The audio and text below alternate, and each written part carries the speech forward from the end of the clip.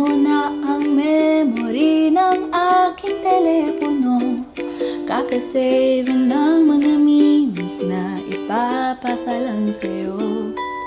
1% na lang itong aking baterya. Naghahanap ng charger, madapa-dapa sa kama. Sabi ni nanay, matulog na raw ng maaga. Pero paano pipikit kung katsa pa kita?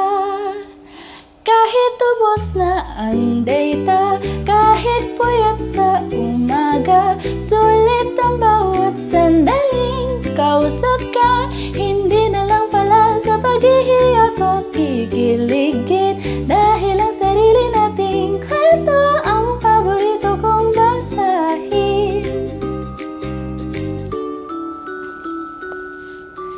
Kahit puro typo dahil nakapikit na ang isang mata, tinitiis ang antok para lang makareply ka. Sana wag mag-lag, sana wag mamatay ang wifi, dahil pag nawala ka, parang gumuho na ang my day.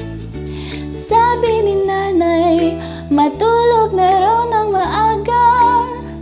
Pero paano pipikit kung katsa pa kita?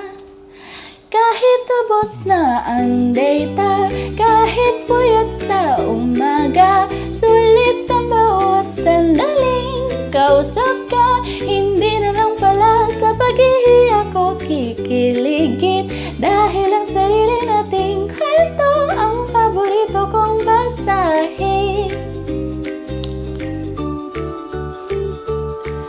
Mag-airplane mode bukas buong araw, para makabawi sa tulog at hikap na umaapaw.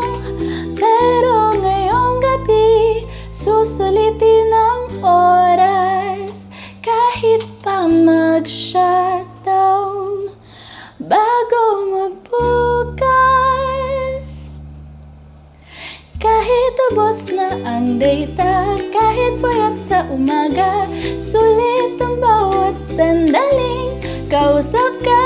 Hindi na lang pala sa paghihiya ko kikiligin, dahil ang sarili nating kwento ang paborito kong basahin.